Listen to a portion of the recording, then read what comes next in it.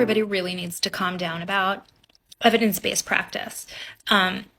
First of all, everything we do is based on evidence. Like, I had lunch today based on the evidence that having lunch yesterday went okay.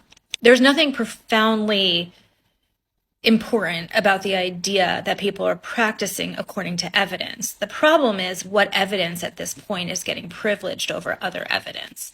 And having gotten my doctorate at a Research One university, I can tell you that the people who are empowered to collect evidence are typically white men who have been in these institutions for the longest and have some sort of connections that make funding their research beneficial for the university. And then not just beneficial for the university, but beneficial for insurance companies because they're typically seeking evidence or in the shortest term interventions they can so that the cost of care ends up being much less for the insurance companies.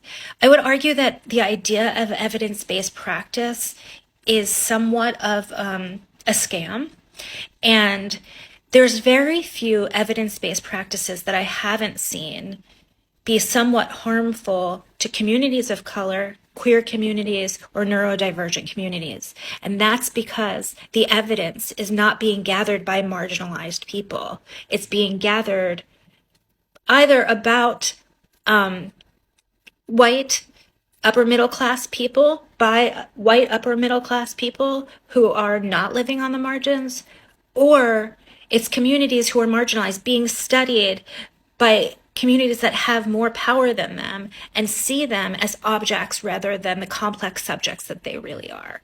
So the next time you read that something is evidence-based, just ask what evidence, based on who, based on what, and was there some sort of profit-driven reason for this practice to get as endorsed as it currently is?